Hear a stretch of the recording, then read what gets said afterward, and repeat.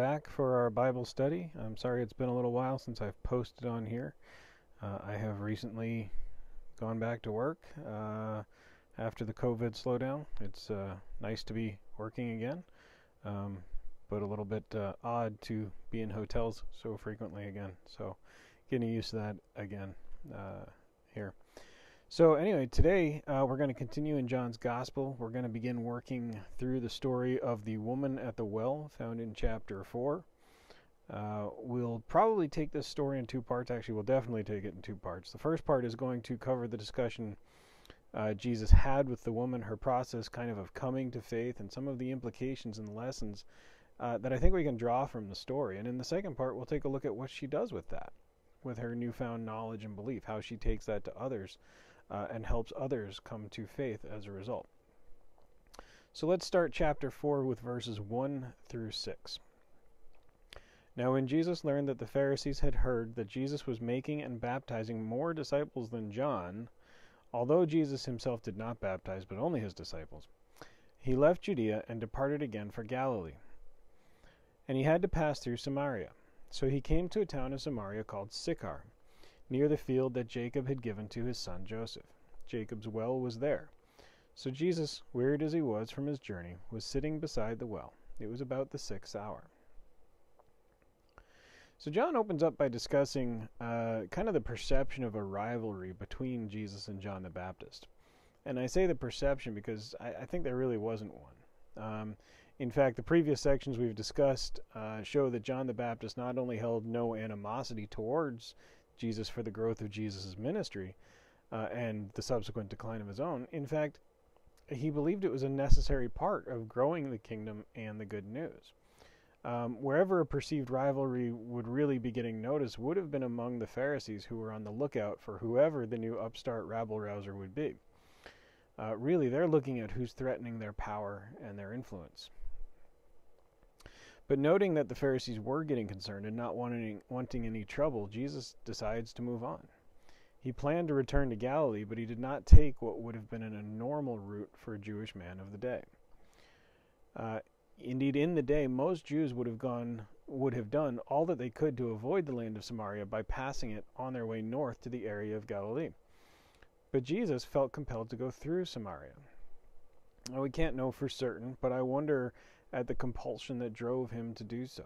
It seems to me he may have been guided by the Spirit in order that this event that we're discussing would happen. So he arrives in the area described in the section we read. Now, I think a little bit of history is in order to understand some of the context that's going on here. We should probably have a brief understanding of who the Samaritans are and why they and the Jews despised each other so much. The Samaritans are the descendants of those Jews who were left behind when the northern kingdom was invaded by the Assyrians in 721 BC. These people would have intermarried over the centuries, creating a race or group of people or ethnicity who would have been, in a sense, half Jewish and half Gentile. That would have been their lineage. Now, while the Samaritans could rightly claim a form of Judaism, there are some significant differences between what they would have believed versus what the Jews of Jerusalem would have believed. Specifically, they would have looked at the area of Mount Gerizim as the center of their worship rather than Jerusalem. They would have used a somewhat different Pentateuch, and they also did not believe in the truth of any prophets after Moses. Considering those differences, they still would have believed in God or Yahweh. They would trace their lineage back to Abraham, just like the Jews of Judea. Sadly, as a sort of a racism or an ethnocentrism or bigotry would have existed between the two groups of people as a result of some of these differences. Such a situation would have been so severe, in fact, that for a Jewish man to even touch a vessel or a cup that a Samaritan had handled would have rendered him ceremonially unclean. And it is into this situation that we find Jesus purposely entering. I think that goes a long way to show what Jesus thinks about the stupidity of racism or bigotry there. So let's take a look at verses 7 through 9. A woman from Samaria came to draw water. Jesus said to her, "Give me a drink," for his disciples had gone away into the city to buy food. The Samaritan woman said to him, "How is it that you, a Jew, ask for a drink from me, a woman of Samaria? For Jews have no dealings with Samaritans." So here we are, is Jesus, a Jew of Judea, speaking to a woman, which is one thing that men might not do in that day and age, and add to that a Samaritan woman. And we're going to find out more about this woman as to why traditionally you wouldn't expect many people to talk to this woman, sadly. But this one in particular, and I think it's a great story of how Jesus, he meets us where we are. He doesn't care your history. He doesn't care your ethnicity, of course. And he doesn't care your gender. So here we have this wearied and thirsty Jesus meeting this woman. And I think we can infer from the text that it would have been about noon, nearly the hottest part of the day. And we know that generally women would have gone to the well in the early morning or evening to avoid the heat. So we already see something is a little bit off about this woman. And soon we're going to learn further that this woman is indeed an outcast in her society.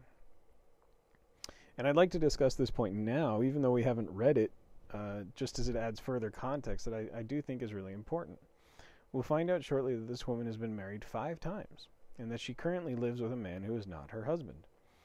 Now, in this day and age, such a history and such an arrangement would have been scandalous.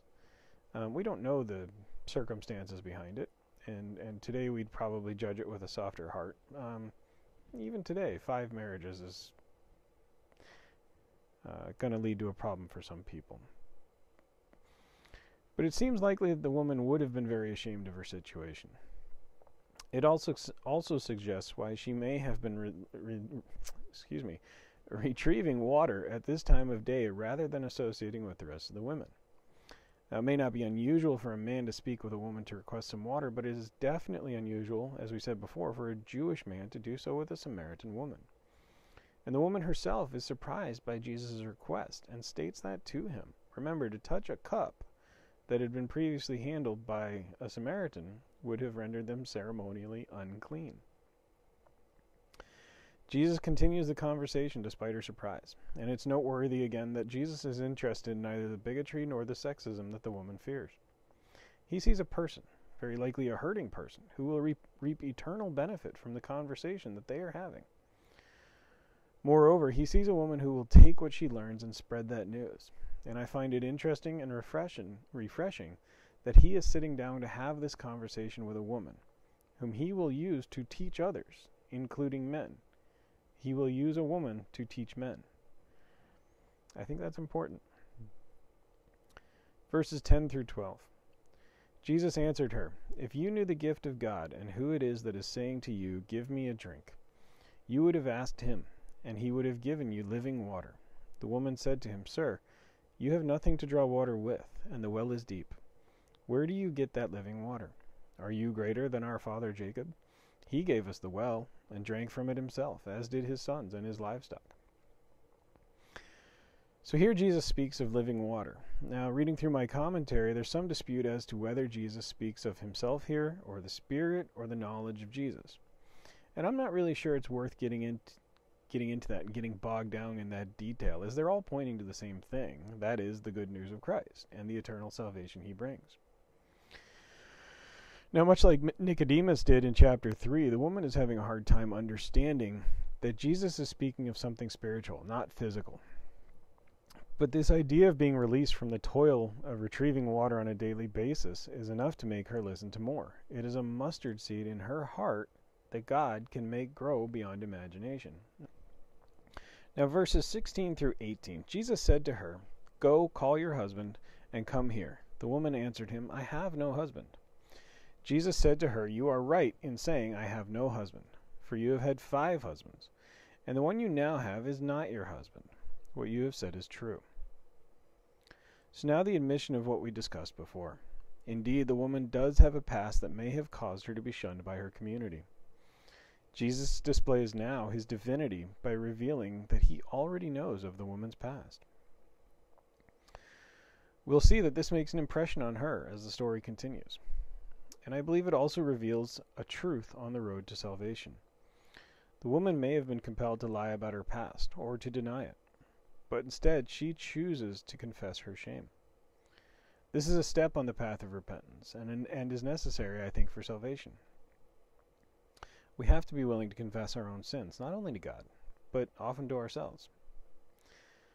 But this may touch a little too close to home, so the woman shifts the conversation in verses 19 through 20. And it goes like this. The woman said to him, "Sir, I perceive that you are a prophet. Our fathers worshipped on this mountain, but you say that in Jerusalem is the place where people ought to worship."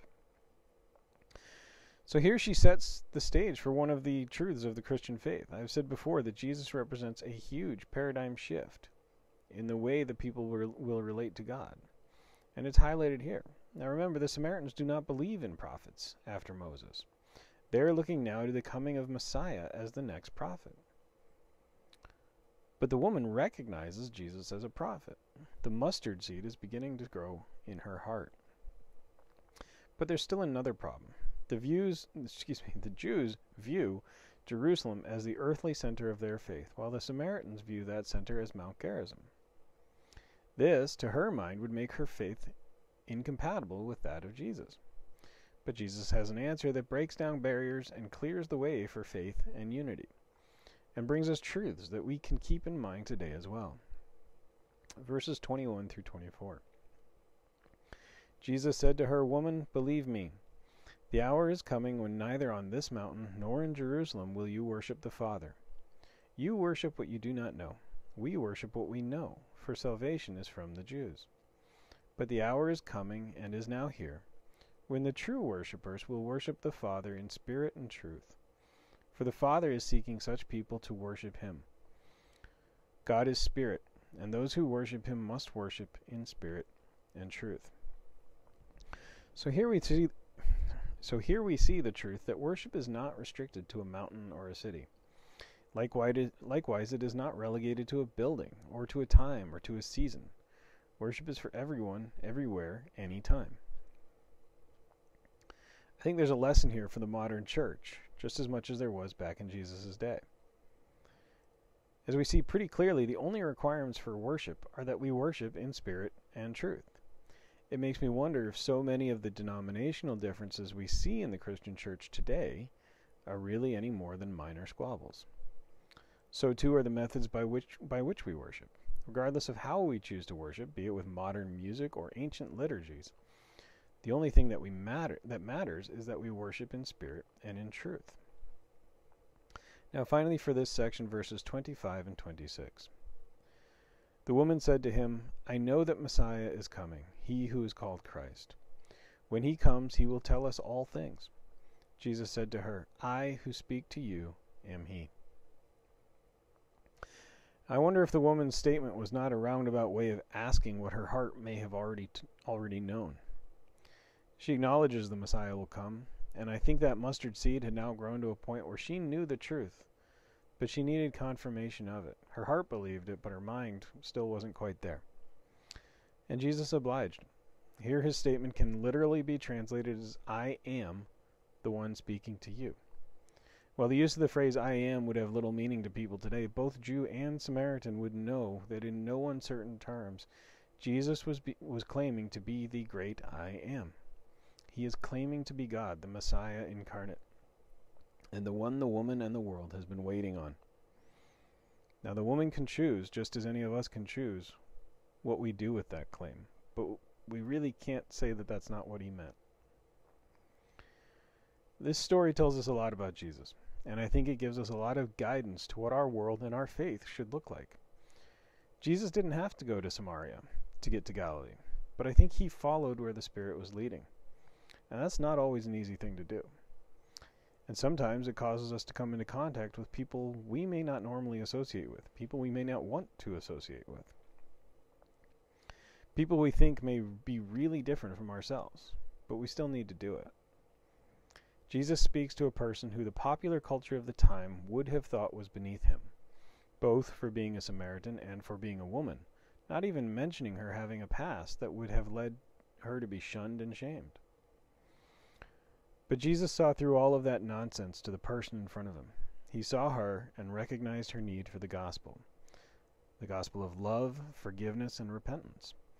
Jesus meets everyone where they are. There's no one so low that if they are willing, he will not welcome them. But make no mistake, he has no intention of leaving you where you are. He aims for all who believe in him to be reborn in the Spirit, as he told Nicodemus. And being reborn in spirit, we are to worship in spirit and in truth, recognizing that Jesus is God. This is the claim he makes. John leaves no uncertainty at all for his readers then or today. A stark claim is being made, and it is up to each person who hears it to decide for themselves what to do with it.